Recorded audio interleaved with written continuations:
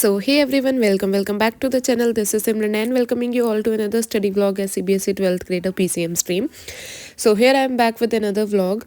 तो यहाँ पे सबसे पहले मैं कर रही थी रे ऑप्टिक्स का लेक्चर कंप्लीट एंड आज का मेरा सारा दिन इसी लेक्चर में गया था. ये अराउंड मैंने 4 घंटे का आई थिंक कंप्लीट किया था. ये 7.5 घंटे का लेक्चर था जिसमें से आई थिंक 3-3.5 घंटे का मैंने लिया हुआ था और 4-4.5 घंटे का आज किया था. ये मैं इतना बड़ा इसलिए ले रही थी क्योंकि रे ऑप्टिक्स थोड़ा सा ना डिफिकल्ट चैप्टर और मैं नीट का लेक्चर ले रही थी बोर्ड्स के, क्योंकि मैं सारे लेक्चर ऑलमोस्ट ट्राई कर चुकी हूँ जो मुझे समझ नहीं आए. And I will not recommend you कि आप भी इतने बड़े बड़े लेक्चर लो, इतने कम टाइम है आपके पास. वो तो मैं आगे वीडियो में बता दूंगी. एनीवेज, तो आई थॉट कि मैं ना रोज़ वीडियो अपलोड कर दिया करूँगी क्योंकि इसमें अपलोड करने में टाइम तो लगता नहीं, बट अकाउंटेबिलिटी होती है ना, पढ़ाई की जाती है स्टडी व्लॉग से कंसिस्टेंटली.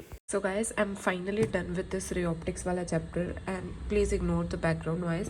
And अभी currently 6 बजने वाले हैं शाम के एंड लेजिट आज इस चैप्टर को मैंने फाइनली निपटाया. एंड इस चैप्टर को करने में आई थिंक आज के दिन में मैंने 6 घंटे लगा दिए. कल परसों से मैं पढ़ रही हूँ बट आज के मुझे 6 घंटे लगे हैं क्योंकि मैं एक नीट का लेक्चर देख रही थी.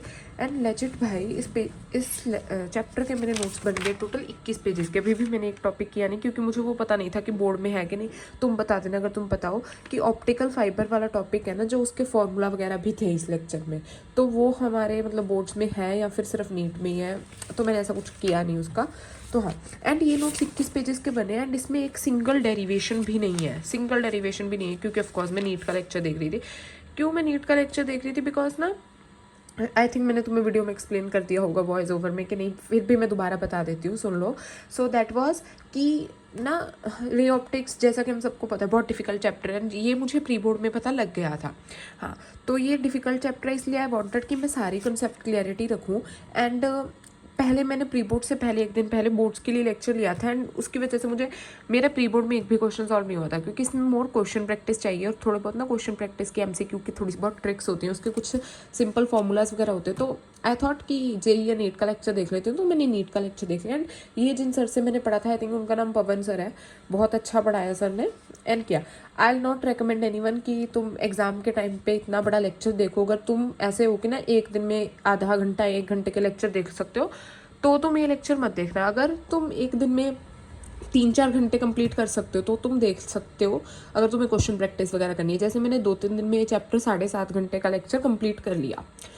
हाँ, तो तुम भी कर सकते हो. एंड अभी मुझे एक दिन मैं नोट्स रिवाइज करूँगी एंड एक दिन मैं डेरिवेशंस करूँगी एंड एक दिन मैं क्वेश्चन प्रैक्टिस करूँगी. अभी भी मुझे इसके 3 दिन देने हैं इस पे. So anyways, now I am done with this chapter and अभी देखती हूँ मैं फिजिक्स और पढ़ूंगी ब्रेक लेके. आई मीन फिजिक्स ही और पढ़ूंगी या फिर आई विल डू मैथ्स में डिफरेंशियल इक्वेशन करूँगी या फिर physics. So let's see. So actually मेरा ब्रेक कुछ ज़्यादा ही लंबा हो गया था तो मैंने आके रे ऑप्टिक्स पे टिक लगाया. एंड पहले तो मेरा फिजिक्स पढ़ने का मन नहीं था बट मैंने ब्रेक बहुत ज़्यादा ले लिया था तो मैंने फिजिक्स से स्टार्ट की. एंड नाउ डेज मैंने पिछले व्लॉग में भी ये सेम लाइन बोली थी कि मैं फिजिक्स ज़्यादा पढ़ रही हूँ, तो वही मैंने फिजिक्स में स्टार्ट किया इलेक्ट्रिक पोटेंशियल वाले चैप्टर को रिवाइज करना. मैंने कैपेसिटेंस भी लिखा था रिवाइज करूँगी बट नहीं किया.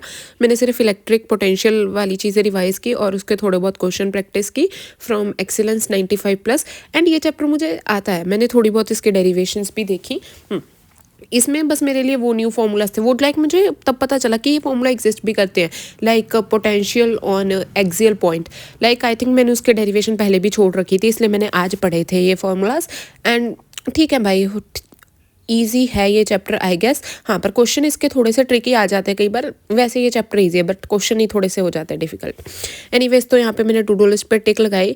मैंने क्वेश्चन प्रैक्टिस करते हुए रिकॉर्डिंग नहीं की थी क्योंकि उस टाइम मुझे कोई डिस्ट्रैक्शन नहीं चाहिए थी, कैमरा के सामने क्वेश्चन सॉल्व नहीं होते. एंड उसके बाद मैंने स्टार्ट किया मैथमेटिक्स में मैंने डिफरेंशियल इक्वेशन वाला चैप्टर स्टार्ट किया जिसमें से मेरे 2 चीज़ें रह रही थी, एक होमोजीनियस और एक इंटीग्रेटिंग फैक्टर. तो आज मैंने इंटीग्रेटिंग फैक्टर निपटाया क्योंकि उशांक सर ने पहले वहीं करवाया हुआ था होमोजीनियस इक्वेशन से. एंड ये आज मुझे ईजिली समझ आ गया. नाउ आई एम रिग्रेटिंग कि मैं प्री बोर्ड में ये चैप्टर क्यों छोड़ के गई थी. इतना ईजी तो है भाई, इसमें कुछ भी नहीं है. हाँ, मैं छोड़ के तो नहीं गई थी इन द सेंस, पर हाँ अच्छे से पढ़ के भी नहीं गई थी कि मुझसे कोई क्वेश्चन सॉल्व हो जाए. मैं सिर्फ उसकी थ्योरी देख के गई थी, बेसिकली फॉर्मूलाज वगैरह के कैसे कैसे होते हैं, और वहाँ पे मुझसे क्वेश्चन वो नहीं हुआ. इंटीग्रेटिंग फैक्टर वाला था आई थिंक.